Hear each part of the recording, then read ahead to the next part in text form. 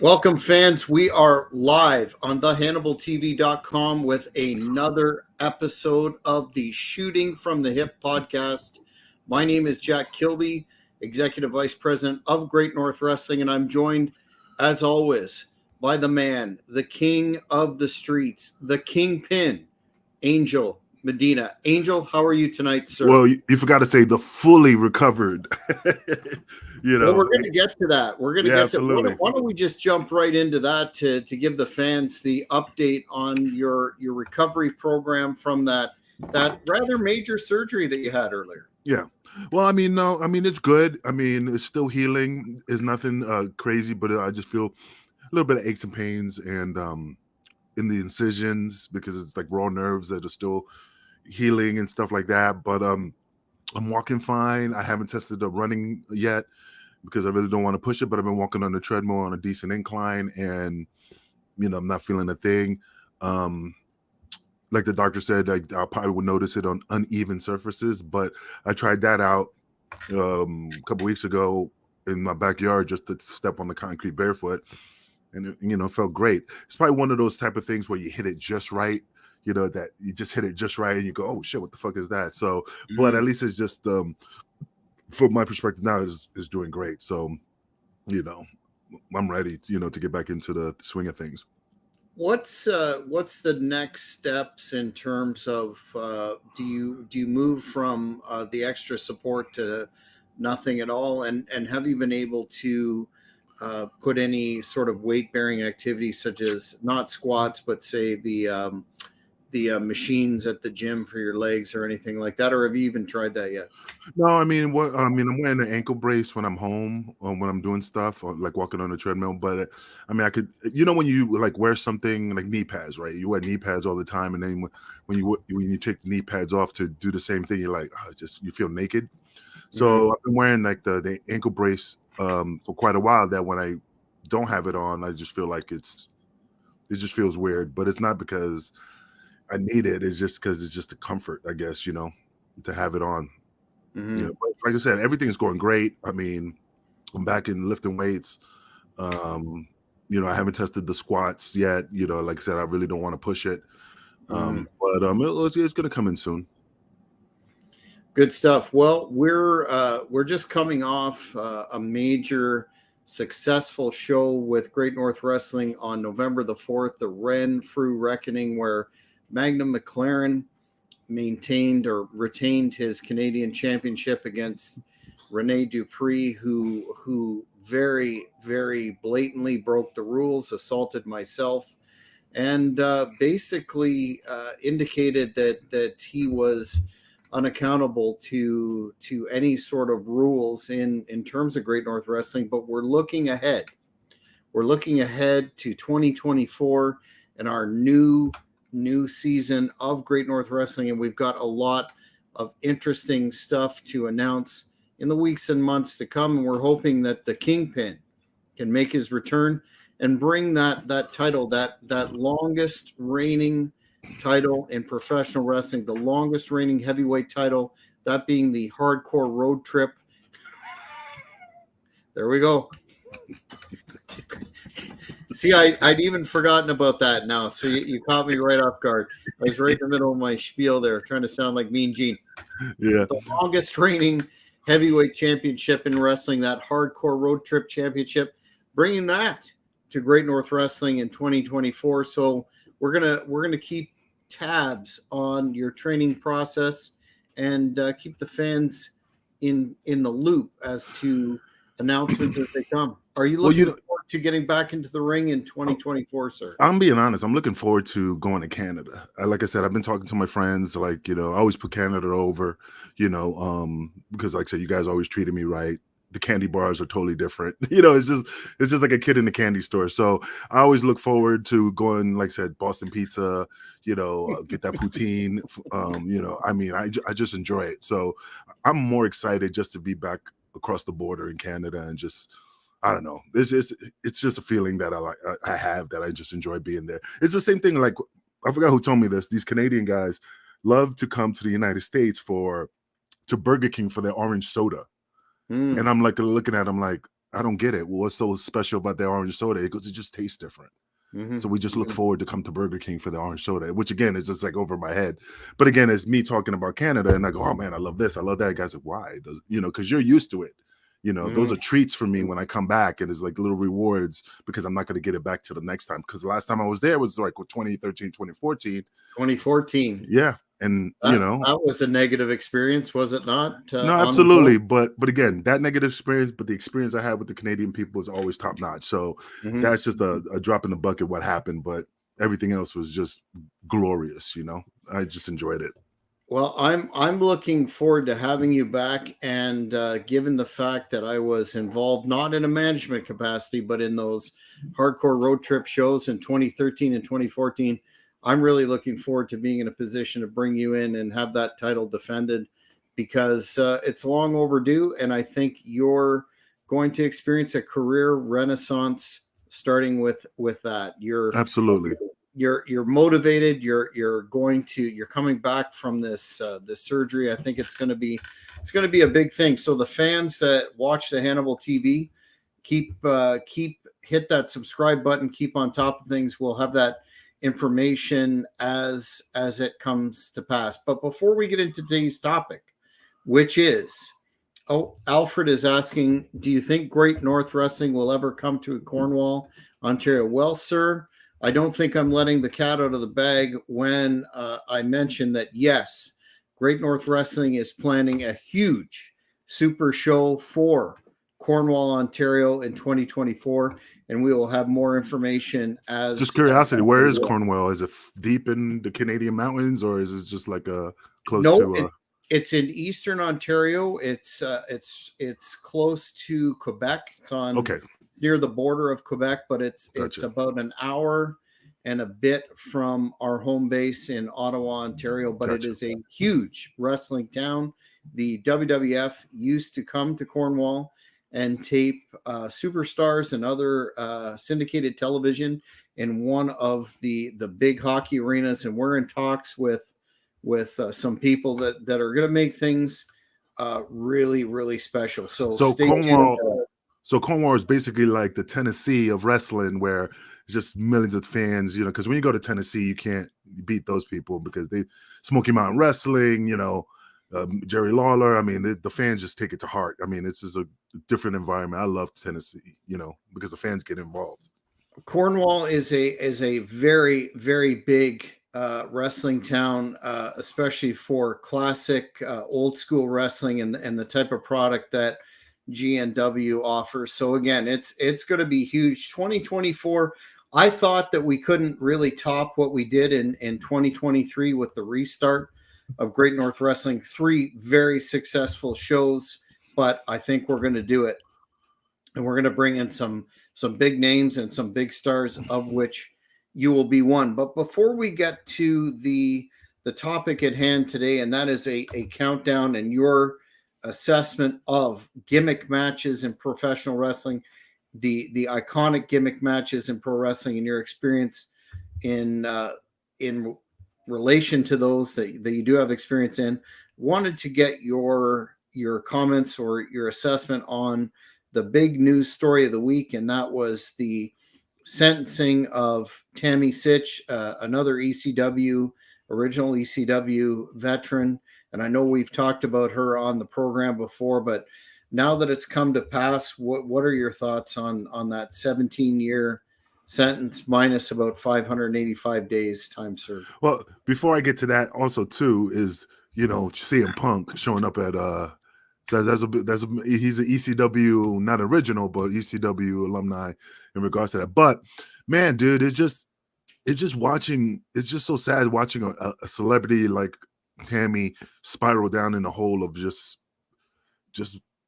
it's just ridiculous, man. I mean, like I said, the woman had the world in her hand, and she could have made millions, thousands, whatever dollars she wanted. I mean, she did the porn thing. She got some money off that. She sold her WWE Hall of Fame ring. I mean, those things were just, it make, people just watch it like, man, I feel sad for her. But for her to come to deliberately drink, drive, eat some burritos, have some vodka, couldn't remember, that from that point on, and then killed this individual. And now she's in there for technically 15 because they already considered what she'd done as a little bit as time served. So she's not going to come out till like she's 67. I'll be 68, and then it's just when she's going to come out, she's going to be like, what she's going to say, like, I found God, I'm here to help people. I mean, a lot of people do that, but it's just that she could have been doing that from the beginning to get herself right and to help other individuals beat the addiction or beat drinking. And I just think it's just you ever watch the movie Bronx Tale?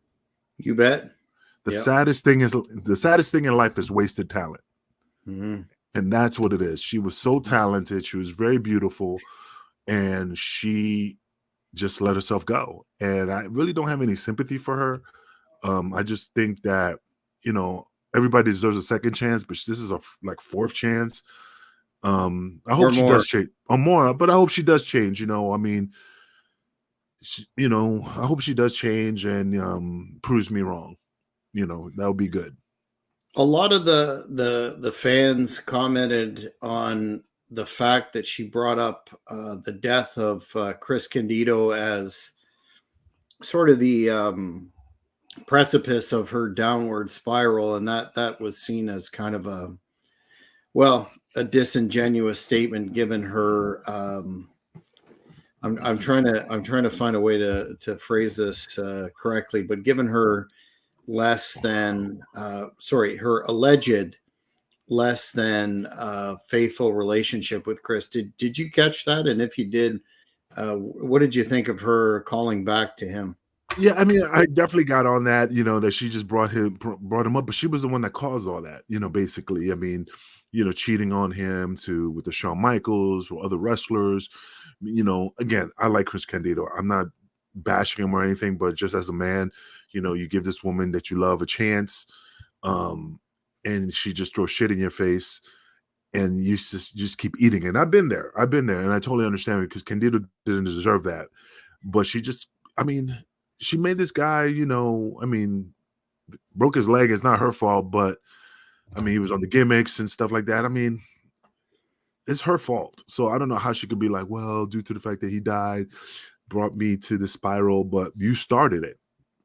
You're the course of what that led him to where he was at, But again, Chris was a good dude, Yeah, very, very sad all the way around, and not to mention, the fact that the victims' families that have been impacted by this terrible situation. Moving away from that, I just noticed that Maurice Shorthall, my partner on the Cheap Heat Productions wrestling podcast, is on the stream, and it reminded me of an interview that we did this week with the great former Intercontinental Champion Ahmed Johnson. If you haven't seen that, check that interview out on Cheap Heat Productions Wrestling Podcast. But Ahmed responded to Booker T, and Booker T made some very inflammatory comments about Ahmed Johnson, saying that he was basically scum. And Ahmed responded by saying, basically put your money where your mouth is, and we can settle this in a combat style environment. Just wondering what your thoughts are on the potential of a shoot fight between Ahmed Johnson, who's looking to be in very good shape compared to his earlier problems, and of course Booker T, who has never really ever gotten out of shape. But are you aware of this situation? No, I'm not aware of it. I heard stories about Ahmed Johnson, about how he was in the locker room, how he wasn't talented. Again, this is just for people telling me stories. I never experienced any, cross paths with Ahmed Johnson. But Booker T, like I said, he was there. He knows what's going on. He's telling the truth probably, and Ahmed's not liking it, people spilling the beans basically. So like I said, I don't know the guy. Like I said, all I heard is hearsay, how terrible he was, how he treated people, and again, until me and him cross paths and how he treats me, I go off that, not what anybody else says. But if Booker C says something happened and he can't stand the guy or whatever, then he has a right because he knows what happened during that time. Well, it's certainly. I will say this in terms of professionalism, Ahmed was a complete pro with us, and he made some pretty salient points about his past compared to Booker's, and it's something that we're going to continue to watch. He has thrown an actual challenge out there. We haven't heard whether Booker T is going to respond or not at this point in time. But if he doesn't, pardon me, I don't think Booker T is going to jump in the ring.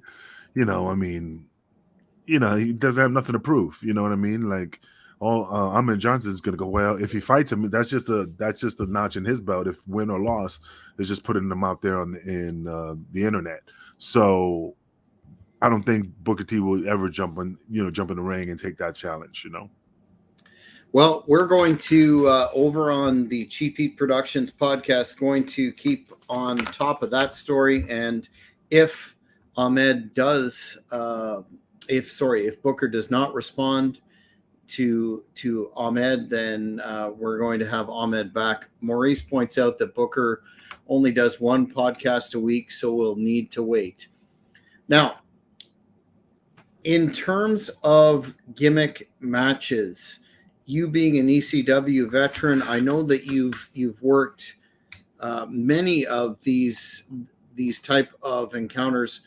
What are you thinking from a wrestler's mindset going into a gimmick match as opposed to a regular singles or tag match? And we're going to start off obviously with ECW with hardcore matches with weapons, etc. How do you approach that match as compared to a regular sort of encounter? Well, I mean, it tells a story. I mean, some gimmick matches, sometimes it looks just ridiculous, but there's some that tell a story. I mean, the stuff in ECW, of course, there was a lot of gimmick matches, but I mean, it was just there to entertain the fans, but they didn't do anything to make it look stupid. Like the Punjabi prison match, or the Halloween Havoc when they electrocuted Abdullah the Butcher. Mm-hmm. I mean, those things, it's obvious. It's just like, it just didn't make any sense. But if it was like Hell in a Cell, that's a gimmick match. It was awesome. Starcade, War Games, there was one gimmick match, I can't remember, but it was, instead of like, War Games, it was like a ring on top of a ring on top of a ring. I know the Road Warriors were in it. I think Kevin Sullivan was in it. They had to work their way down. That was the Tower of Doom, I believe, which was a Michael Hayes creation that he brought over from World Class when he joined WCW. Yes. And they had to fight down on levels. Yeah, and I mean, I barely remember it. I just remember I could close my eyes and it's just a quick short clip of like seeing it. I think I was seeing it in one of the Pro Wrestling Illustrated magazines. I think it was never live that I saw it, but I mean, that's the first and last time I ever heard about the match. That they probably squashed it after that, but I mean, it seemed kind of interesting. But again, it wasn't. It wasn't. I gotta no, find it it was on YouTube. bad. I actually saw that match within the last few months, and it was awkward. It was basically fight Hogan and Savage against about a billion others, including Jeep Swenson, Kevin Sullivan's Dungeon of Doom, et cetera, and it seemed very, very disorganized. Not a lot of spots, so to speak, or general flow, but they did it I believe once from the World Class example, and that was it. It was uncensored. Jake Walker's mentioning uncensored, probably 96, that pay-per-view. No, this happened in 88 in Texas. I just looked it up, and the only thing I could find is a freaking a 5-minute 32-second clip from and it says the Mega Powers versus the Alliance to end Hulkamania. That was not 88. Really? That was in the 90s. Okay, so somebody wrote that wrong. I think it might have been. I think it was either 96 because it was before the NWO and WCW? Somebody will tell us correctly. Again, I don't believe what's on the internet. It says Jim Ross shoots on the 1988 Tower of Doom match. And it says he's smoking a cigarette and he's talking to what's that fat dude's name? Richard? Conrad Thomas. Oh, Thompson. Oh yeah, Thompson. It says 88. I'm just looking at it. I'll send you the link just because again they could be wrong, but anyway. But I know Jake's watching. He can clarify that for us. That might be the unless they had two different matches. I just send it to you. But anyway, but I mean, like there's some gimmick matches that make sense. There's some gimmick matches that stick in your head, and I mean, I like them, but it just has to tell a story.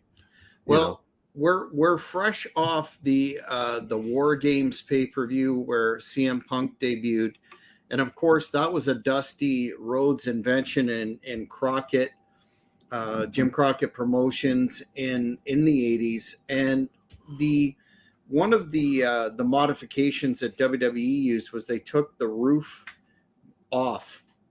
Jake Walker says it's uncensored 96, so good old JR was wrong. But they took the roof or the roof off the War Games cage and allowed movements, etc., to take place from up there, high flying. What most controversially, or maybe not, if you listen to Jim Cornette's podcast this week, he went in on the fact that there was a women's War Games before the men's, and it kind of diluted the fact that the War Games in their original presentation were, do or die, these epic encounters between, Dusty and Nikita against Luger's, the Horsemen, the Road Warriors were on the big dudes fighting it out to the point where, it was very well intimated that somebody couldn't make it, that sort of thing. What are your thoughts on the modern War Games adaptation, especially the fact that they've now moved into having a women's version? Like I said, I loved War Games. I mean, I have great memories of those type of matches. I'm not gonna lie to you, I didn't watch the pay-per-view to watch it, so I only saw clips, and I mean, it was okay. But my childhood memories are the Lex Luger's, Arn Anderson, Tully Blanchard. Was Tully in there? Sting, if I remember. I mean, it's just I don't know. It's just a memory that I have that's just some, the guys that are doing it now, it doesn't get me excited as it did when I was a kid, Since I've been in the business for so long, I guess it lost its luster for me. Do you think it's diluted by the fact that whether or not, it's a women's War Games or whatever, but two War Games matches on the same card, when you think back when it was in Crockett and WCW, it would be the main event, and that would be it. You wouldn't have a War Games before the actual War Games. But the thing is, the War Games, my philosophy was, if I can remember correctly, was always at the end of the show, the big the main event, and the women's match, that didn't tell a story. What was the reason why they were going into War Games compared to the guys? They were like, Adam Pearce is like, we're going to settle this in the ring, and it's going to be at War Games, I mean, they build up a story that people was excited to watch. For the girls, I don't remember anything that was mentioned. They just say, oh yeah, girls going to have War Games. What is the reason you're going to be in that ring behind a steel cage overhead and on sides, and you're locked in? There's no. I mean, it doesn't make any sense. You know what I mean? Mm-hmm. Before there was the War Games, so of course, wrestling had cage matches for decades, and that was generally considered the ultimate blow off to a feud, and it wasn't something that would be taken lightly or at the start of a program, which seems to be another booking, especially in AEW in the modern era. It seems to be out of place. The first match some folks have in a program is a cage match. In ECW or elsewhere, Did you ever work a cage match? No, I never worked a cage match. I would have loved to do it, but again, when the cage matches was always the one like the finisher, like the Tully Blanchard and Magnum TA. I never got to that level to be in a steel. I've never been in a steel cage match, and that's the part that I'm like, oh man, I wish I did. I've seen them through the years, and like I said, they had meaning. But in these, never had one. I always wish I did. What's not? Okay. Sorry, go ahead. No, I was just saying, what another one was my favorite? Lethal Lottery. Mm-hmm. Was it a Starcade or Slamboree or Starcade? Yeah, Starcade. I think it was like 91 Battle Bowl. Yep. But okay. That's a controversial choice because the critics and a lot of the fans shit all over that because the Great Muta was completely destroyed in WCW as a result of that. He lost every match. Oh yeah, Muta's like the man, but see, like I said, those type of matches, the Jim Crockett Cup, all those stuff, man. I was excited, man, seeing the Kid Cover. But Lethal Lottery, again, that was one of those things where you tag in with somebody you hate, and it was just a different spin to it, and that's what I liked about it. In terms of tournaments, though, we've got in AEW they announced the Continental Classic, which seems to be very difficult to understand by way of the rules. Do you think that modern wrestling are sort of missing the mark by hot-shotting these sort of tournaments and not providing a sufficient amount of storyline to back it up? Because honestly, I'm not trying to hate on AEW, but I listened to Tony Khan trying to explain the rules of this, and I just gapped out. Well, I mean, with AEW, I wish they had a group of people that handle those type of matches that kind of like put the storylines together. Like I said, it has to have a story that follows up to that final chapter. And like I said, I don't watch AEW too much. Only time I watch it once in a while when I bump into my friend Nana, or if I see a couple of the boys pop in there or not. But I don't know, man. Tony Khan just has so much on his plate that he's just not investing into storylines, And the sometimes if you go to one of the points that we wanted to bring out is sometimes if you go to these gimmick matches a lot, which AEW seems to do, it screams of hot shotting and desperation. Do you get that too? Yeah, look at for example, I laugh about it because I still remember Spin the Wheel, Make the Deal. Jake Roberts versus Sting. Yeah. And he kicked the fucking Cobra in his face. And he's holding it out like this, and he falls on the floor. I laugh not to make fun of Jake, but it's just like Spin the Wheel, Make the Deal could have been something, but that part was just funny. But and I think there was one with a coal miner's glove on a pole. Coal miner's glove match. Yeah, on the pole. Who was that? That was a staple. That was a staple of Smoky Mountain and Southern wrestling. Actually, Memphis did it a bunch of times, and but I think it was done in WCW too. I'm blanking on who I'm thinking it's Bunkhouse Buck or somebody. That's just Jimmy Golden. Yeah, I think that pops in my head, but I can't remember if that really happened.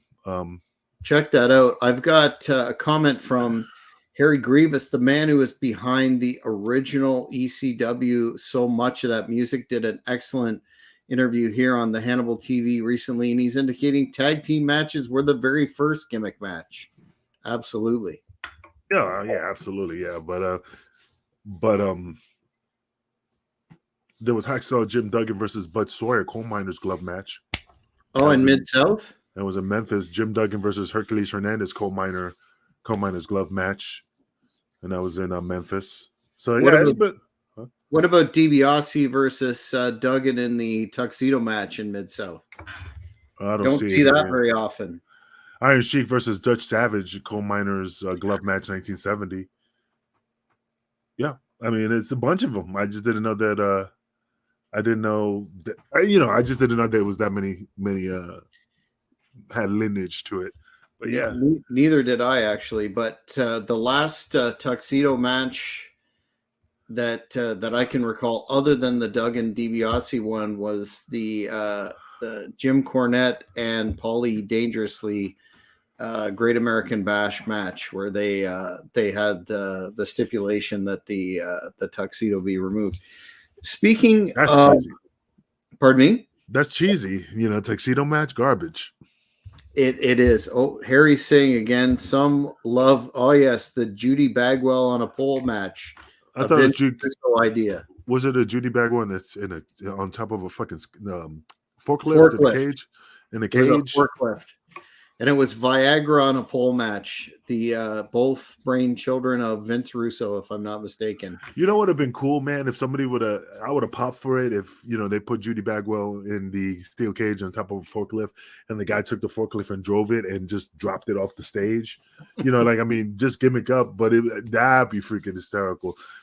Set it up in a way that she doesn't get hurt. But like when they threw the guy in the wheelchair off the Titantron off the stage, who was that? That was the New Age Outlaws in the garbage can deal, wasn't it? Yeah, was against it somebody? Foley and Funk. And somebody was in a wheelchair and they threw him off the stage. Oh, geez. Yeah, it was a big bump. I can't remember. I'll look that up. I have no problem looking things up. You have to prepare me more for these deep dives. While you're looking that up, though, your fellow ECW originals really popularized the TLC match in WWE back in the day. What are your thoughts on that? And we're thinking of the Dudleys against the Hardy Boys and Edge and Christian, who are still going strong in AEW and will be defending actually one of the main events of AEW in Montreal this coming just in a few days. Will be Christian against Edge for the TNT title. So that's amazing in 2023. But what are your thoughts on that particular match and those ridiculous high risk bumps that I guess really made all of those teams in WWE at the time? I mean, I'm not knocking it because I was always entertained watching Devon and all those guys do those matches, but it does take a toll on your body. And I mean, at the end of the day, they produced a great matches and the fans were entertained and it made them a lot of money and notoriety, and, like I said, I mean, but doing stuff like that for a major company compared to doing that for a shitty company, that's when you have to put your chips on the table to say, okay, I'm going to do it because this is a bigger audience and they take care of us financially compared to these guys who do it at indie shows and almost kill themselves. And I see guys jump off the top rope doing inverted pile driver off the top rope into ladders. You're like, and you get paid $50. Hey man, that was a great match, kid. Here's $50 and there's still hot dogs left over from the show. It's like, it has to have a meaning to do it and stuff. But to get you, it was Kane pushing Zack Ryder off the stage in a wheelchair on Raw. Okay, well, I have totally drawn a blank on that one. When was that exactly? Oh man, 11 years ago, it says here. Well, maybe not as memorable as they probably would have liked. What going back to the Mid-South territory, Memphis, the empty arena match between Terry Funk and Jerry Lawler, and I know The Rock and Mankind did it, a version there of it, further down the road from that. And then, in an evolution there of the Stadium Stampede match in AEW, where it's basically an empty stadium. How do you think those type of matches, now Stadium Stampede has got a lot of gaga in it because of, you're involving golf carts and other things, but how do you feel about those? Do you remember the Funk Lawler Mid-South Coliseum empty arena match? That I don't remember. I mean, what year was that? Don't quote me on this, but it's either 82 or 83. Somebody will have that. But do you think that works as a concept to have a match without fans? It's hard because the fans give you the energy, the drive to perform at your very best. But when you have an arena full of nothing, it's the same thing as indie shows. When you look through the curtain, you go, "There's only 4 people. I'm not killing myself." You know Mm. what I mean? That's the same mentality. When you see a full stands all the way up to the top, and fans are there and they're screaming your name, you're like, "Okay, we're gonna do this." So I mean, you have to have a lot of mustard to even step to the plate to do a match like that when there's no fans in the audience. Mm-hmm. Mm-hmm. But in some ways, it I guess because of the novelty at the time, it really added a lot to that Funk and Lawler feud. But did you see any of the Stadium Stampede matches in AEW that they've done where they fight all over the place and everything is thrown into the mix there? Nope. Like I told you, I don't watch AEW like I should. Again, I've been in the business for such a long time that I just get a bad taste about watching certain matches and guys breaking their arms, and it's just a bigger high spot and risking their life for, just crippling them, their longevity in this business, or just shorting up and stuff. But I mean, there's some guys that do phenomenal things. I don't know the guy's name, but he did something like he flipped off the top rope. The guy was in the corner, he flipped in midair, caught him in a Frankensteiner type of thing. Um, Was it's that something a like, luchador? yeah, it was a luchador. He does these crazy flips, man. He's phenomenal. But again, there's always like, well, how can I top this one? How can I top this one? Your wheels keep spinning and trying to top the last thing you did. Well, that is one of the points that I wanted to raise. But since you brought it out, do you think that these Gaga hat on a hat, for example, and I'm not saying I'm being critical of it at this point in time, but going back to the War Games pay-per-view at the Survivor Series, that was not only a War Games cage match, but there were weapons involved too. So Cornette is famous for saying, this is putting a hat on a hat, and do you think it dilutes the impact of gimmick matches when you see them too frequently? Or you've got everything, including the kitchen sink, involved in these matches? I don't know, man. I mean, what's your perspective on it? I think it's definitely too much. I think it's a desensitization. Smartphone pointed out Funk Lawler empty arena match was 81, so I was off by a year or two. Thank you very much, sir. Is he looking it up, or is this something off the top of his head? We have some very, very smart fans on both the Hannibal TV and Cheap Heat Productions podcast. So some fans have encyclopedic knowledge, so much respect to them and those that contribute here, such as Smartphone.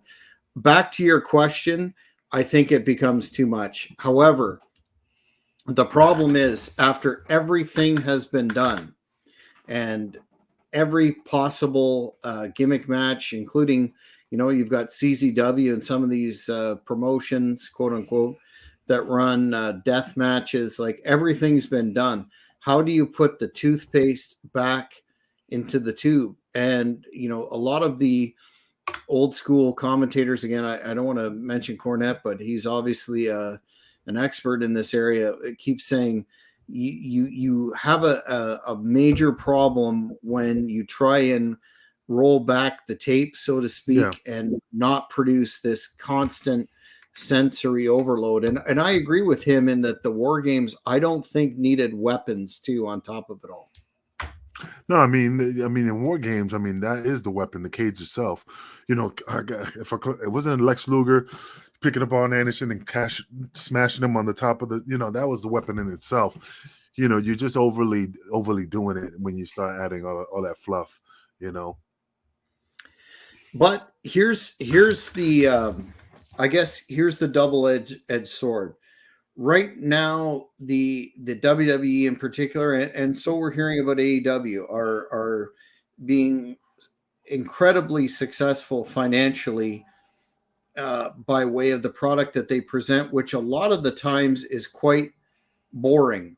So then you juxtapose like your average Raw or SmackDown, where there's 2-minute matches, a lot of talking, and then you go to a pay-per-view or premium live event like there was last week with Gaga, Gaga, Gaga, or the reverse for AEW. Their regular programming is Gaga, Gaga, Gaga.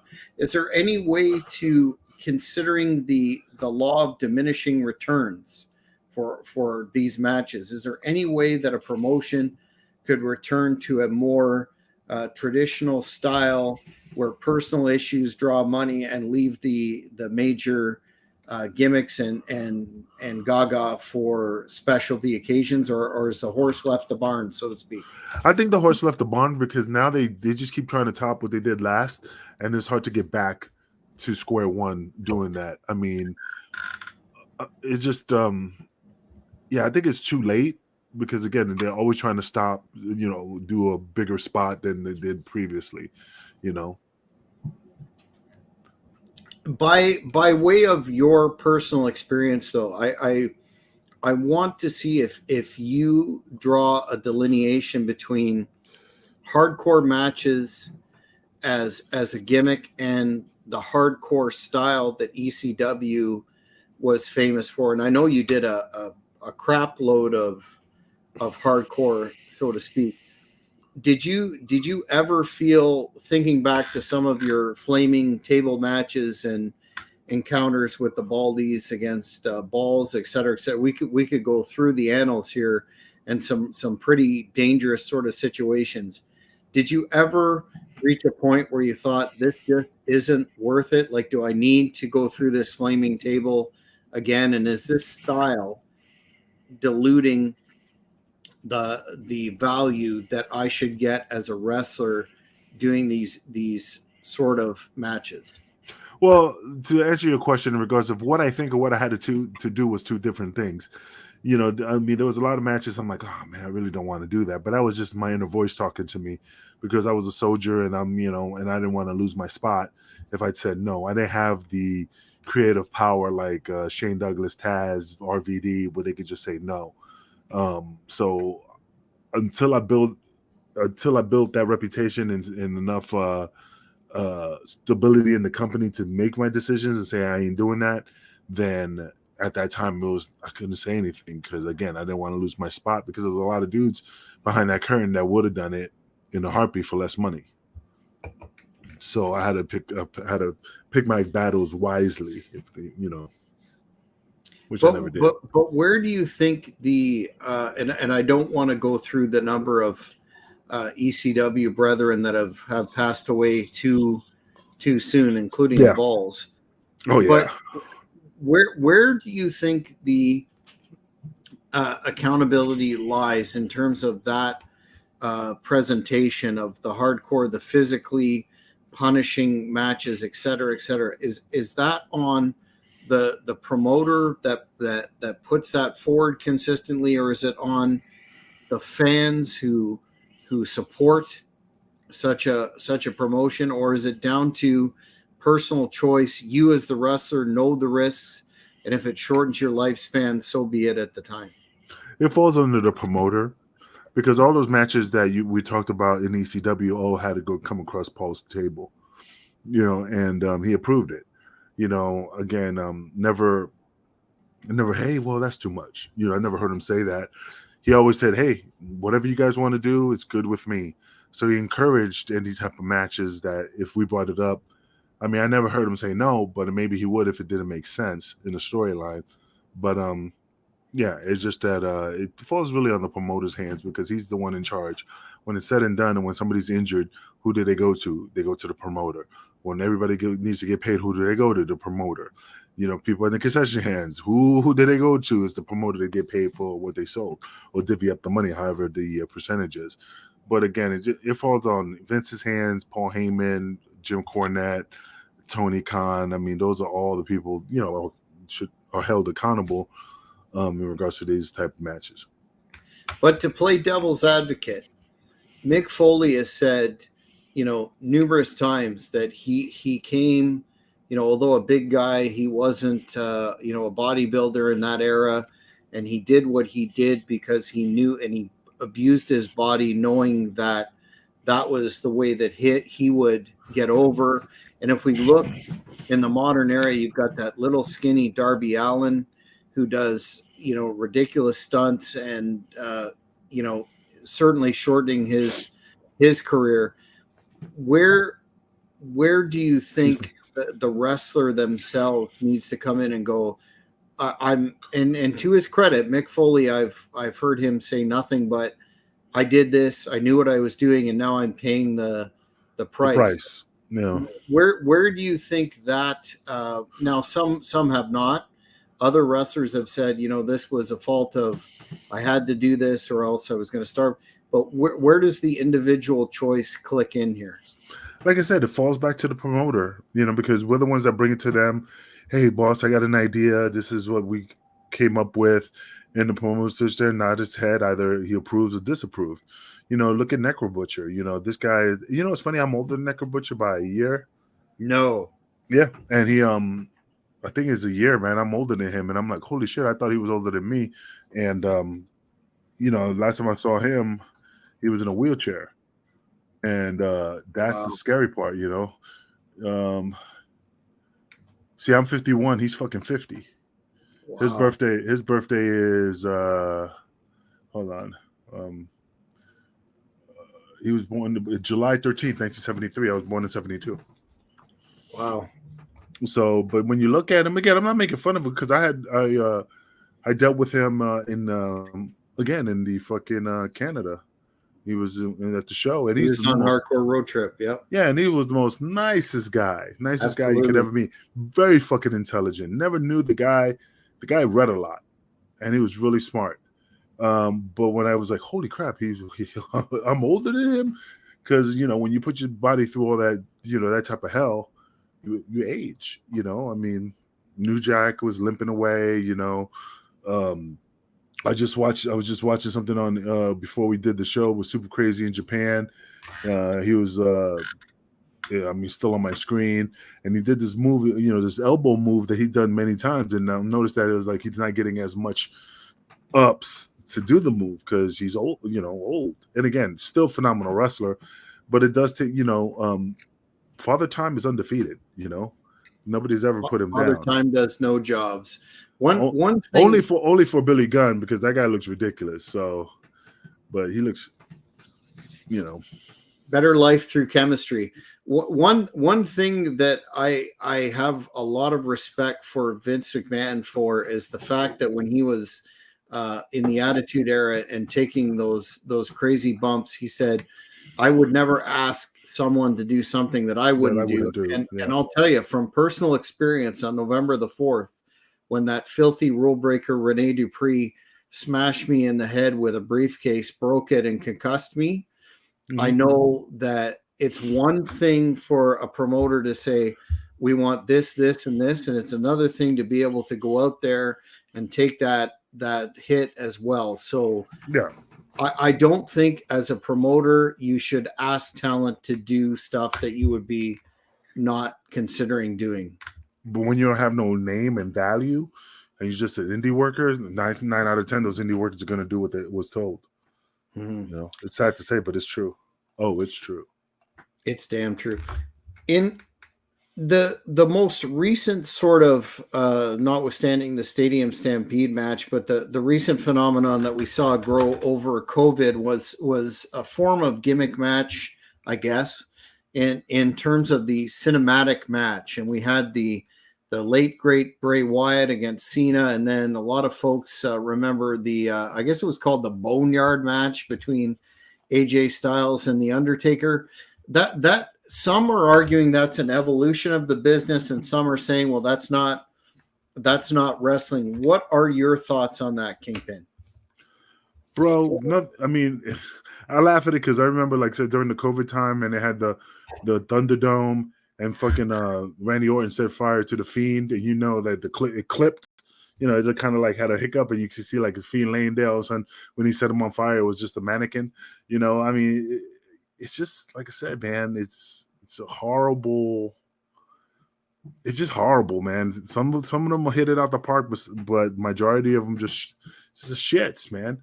And I hate saying that, but it's just they always try. Like I said, they always try to top what they did previously. And I just think If the gimmick matches make sense and you tell a good story, then yeah, it's absolutely worth it. But if you just throw it there just to fill in the card and they don't know what's going on, then you know you're gonna have a shit match. But I think for the reasons that the Undertaker was limited physically at that time and wanted a a WrestleMania deal, blah blah blah. Mm-hmm. Same with I guess John Cena and the Bray Wyatt thing that fit into the character. I think we got to be careful into going too far into that sort of realm, because it gets too far away from what wrestling is and should be. I mean, we have major television programs now where people come out and cut 20-minute promos. The matches are 2 minutes. Yeah. I think the more that we get away from the product in the ring, it becomes something other than wrestling, and people make movies and television shows in as a total business focus. Yeah. And it's not something that I think the vast majority of fans who watch wrestling are going to want to see, as more cinematic matches. Like, for example, your character could have gone to the streets and cleaned up whatever against a rival organization or whatever, and that could have been that's entertaining, but is that wrestling? No. But I mean, like right now, the reason you're not seeing my eyes on my camera is because I was just scrolling, and Tony just posted Tony DeVito, my partner, just posted on November 30th, which is recently passed. It was Tony DeVito versus Madman Pondo with Violent J in his corner, and I'm saying, like, Madman Pondo like destroyed his body for the business. But what has the business done for him? Yeah, he's still wrestling, but I've seen some videos, not knocking the guy, but he just, wobble, his legs, and he's all fucked up. And, it's just like doing all those type of gimmick matches. You have to evaluate and think about, is it worth my body for this promotion? What am I going to get out of it? Because at the end of the day, you're the one that's collecting the check, and you got to say, "Oh, this was worth it." $20 spot and some hot dogs, and you full of thumbtacks. Are you doing it for the glory, or are you doing it for yourself? And I don't know. It's just that's why, I mean, even though I beat myself up, I really am blessed that I'm not fully fucked up compared to, like, Cactus or Mick Foley, if you're in Man Pondo, got versus old New Jack, just because he had to jump off those balconies, because he goes, well, if I'm losing, I know for sure that they're gonna only thing they're gonna remember is me jumping off the top of that building, And I mean, that's just what I'm saying. It's just sad. If you're gonna risk your body, you got to make sure you're getting paid for it. So, because at the end of the day, that's what is important. And we've discussed this before, but a lot of fans credit the Undertaker Mick Foley Hell in a Cell with Foley going over and hitting those tables as the greatest bump of all time. But do you agree with me that although far less heralded, the greatest bump of all time did come from a gimmick match, but that would have been Vic Grimes against New Jack and XPW with that scaffold fall? Yeah, but it's funny. I mean, I know I talk about it a lot, but if it wasn't for me, I'm the call. I mean, I'm laughing because I'm saying it all stemmed from me saying no. And then, if the fans don't know, it's just during the Danbury, what is it called, the Danbury Fall. Yeah, Danbury Fall. I was supposed to go off that scaffold, and I was supposed to do all that. But for me just to say no, my body's not worth falling off that scaffold, Vic Grimes made a decision to do what he did to lead to what happened that led him to falling off that scaffold in in XPW, right? XPW, yeah. So I'm the it's just that I'm the one that caused that ripple in the water, and he tried to kill him, man. If I knew that was gonna happen, I would have just took the bump myself, But I was, like I said, I wanted to be safe, and I wanted the tables, and I wanted, the board put in that location, and they didn't have time to get it. And that's when I said, no, I'm not doing it. And that's what that's why I got the no, I didn't get no heat, but it's just funny that that's what happened, you know. Well, and you're the, as you pointed out, you're the arbiter of your own health, and especially in ECW with the pay being what it was. I don't think anybody would blame you for that. But holy cow, I watched that XPW match again, and it never ever gets old. So you can say what you want. Some of the greatest moments in at least the 80s and on wrestling have come from gimmick matches. So nothing but respect for the guys and gals that do these matches. Do you But have any? oh yeah, I was gonna say, what's the funniest thing every time I see Vic Grimes falling off that scaffold, and I'm not making fun of him or anything, but every time I see him fall, all I can hear is Slick going, "Turn out the lights, the party's over." I mean, because the way he hit those ropes and bounced back in, I'm like, oh, he's dead, Hmm. But again, was it worth it? Who knows? Only people could see the value of what happened, and they consider it one of the best bumps or whatever. I mean, for me, it was not worth it. But Well, we'd love to have Vic Grimes on this shit, program. Grimes. So, Vic, if you're watching, absolutely reach out to the Kingpin or myself, and we'll make it happen. I have a gazillion questions about your storied career. It's funny. I got Vic on my Facebook page. I'll reach out to him, and whatever he answers, I'll send you the. We'll put it on the show. If he says no, man, I don't want to talk about it, we'll put his answer on the show so we don't think people think we're bullshitting. But I'll ask him. I mean, he's religious now. I heard he's religious. He does like Toys for Tots. But like I said before, once you fall off of that type of height, you see God, you get religious real quick if you survive Yeah, something like that. So God yeah. bless him. I always have love for Vic. I just always gave him a lot of shit, and I'm happy he's still alive, basically. Yeah. Yeah, absolutely. I could see how you would find Jesus very quickly if you lived through that. But Kingpin, final thoughts on gimmick matches. Where do you think we're going to continue as a business to try and top what happened last time, or do you think the well has gone somewhat dry? No, I don't think the well's dry, not even at the least. I think they're just always gonna come up with something bigger and better. They're just gonna reinvent, use the same thing but reinvent it a little bit. Like I said, they could bring back the Tower of Doom and call that for Starcade. I mean, yeah, I mean, man, see the CTE's kicking in, but yeah, I mean, it's up to the promoter, and it's something that they just recreate. They keep trying to reinvent the wheel, and they always do something more bigger and dangerous and stuff like that. I mean, I know they stopped when Mick Foley and Edge went through the flaming table and set the dude's hair on fire and stuff, and they never brought it back after that. But maybe 4 years from now they'll bring it back.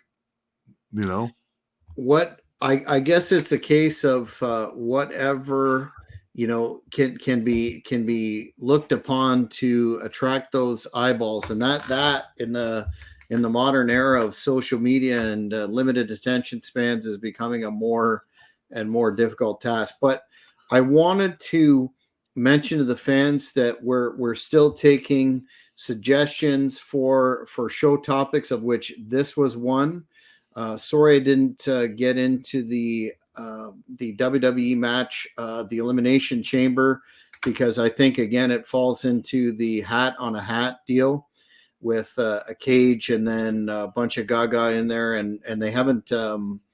I don't think they have plans for that next year. I could be wrong, but not one of my favorites. But we are taking show ideas for 2024, and hopefully we can get another one in before the Christmas break. Do you have any final thoughts, Kingpin?